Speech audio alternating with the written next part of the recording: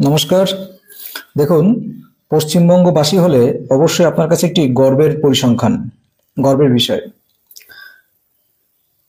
Association for Democratic Democratic reforms এর প্রতিবেদনে জানানো হচ্ছে আমাদের সারা ভারতে যতজন মুখ্যমন্ত্রী আছে, যে 31 জন মুখ্যমন্ত্রী আছেন, তার মধ্যে সবচেয়ে দরিদ্র মুখ্যমন্ত্রী হচ্ছে আমাদের মাননীয় মমতা বন্দ্যোপাধ্যায়।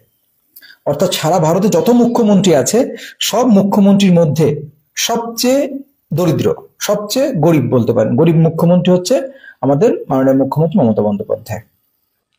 এখানে দেখুন, বলা হচ্ছে অ্যাসোসিয়েশন ফর ডেমোক্রেটিক রিফর্মস এর একটি প্রতিবেদন অনুসারে পশ্চিমবঙ্গের মুখ্যমন্ত্রী মমতা বন্দ্যোপাধ্যায় দেশের সকল রাজ্যের, আমাদের ভারতবর্ষের যত রাজ্য আছে সব রাজ্যের, কেন্দ্র রাজ্য যত মুখ্যমন্ত্রী আছে সব রাজ্যের মুখ্যমন্ত্রীদের মধ্যে সবচেয়ে দরিদ্র মুখ্যমন্ত্রী। তার ঘোষিত সম্পদের পরিমাণ মাত্র 15 লক্ষ টাকার একটু বেশি। তার যে সম্পদ, সেই সম্পদ 15 লক্ষ টাকার সামথিং বেশি।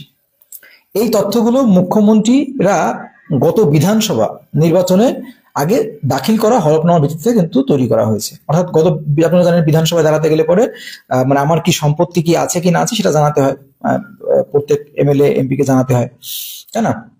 তো দেখুন, এখানে বলছে তৃণমূল সুপ্রিমোর ঘোষিত সম্পদ সময়ের সঙ্গে সঙ্গে, যত দিন এগিয়েছে তত আমাদের মাননীয় মুখ্যমন্ত্রীর সম্পদ কমেছে, বাড়েনি। কিন্তু আমরা দেখি বিভিন্ন নেতা মন্ত্রীদের সম্পদ কিন্তু হু হু করে বাড়তে থাকে, কিন্তু আমাদের এখানে মাননীয় মুখ্যমন্ত্রীর সম্পদ ধীরে ধীরে কমেছে, যত দিন গেছে তত কমেছে। 2020-21 সালে মমতা বন্দ্যোপাধ্যায়ের আয়কর রিটার্ন অনুসারে তার সম্পদের পরিমাণ 15.4 লক্ষ টাকা রেকর্ড হয়েছিল। অর্থাৎ প্রথমে কিন্তু প্রথম দিকে তার যে সম্পদ ছিল সেই সম্পদ ধীরে ধীরে ধীরে ধীরে কিন্তু কমছে, বাড়ছে না, বই কি কমছে।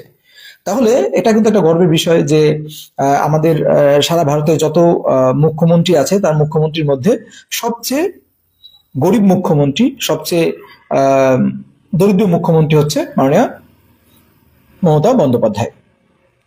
তো আমরা তারই রাজ্যে, তারই অনুশাসনে, তারই আদর্শে মা মাটি মানুষের সরকার পরিচালিত হচ্ছে। তো বুঝতে পারছেন তিনি কতটা স্বচ্ছ, কতটা সৎ, কতটা সরল, কতটা সহজ। যে এখন তিনি মুখ্যমন্ত্রী হওয়া সত্ত্বেও তিনি সেই বিলাসবহুল বিষয়গুলো অ্যাভয়েড করে চলেন, সেই বিলাসবহুল তা গ্রহণ করেন না। হ্যাঁ, সকলেই জানেন যে তিনি সাধারণ চপ্পল পরে চলাফেরা করেন। হ্যাঁ, একদম একদম মাটির সঙ্গে মিশে থাকেন, সাধারণ মানুষের সঙ্গে। তো এখানে এটা পশ্চিমবঙ্গবাসী হিসাবে অবশ্যই একটা বিশাল গর্বের বিষয়। আপনাদের মতামত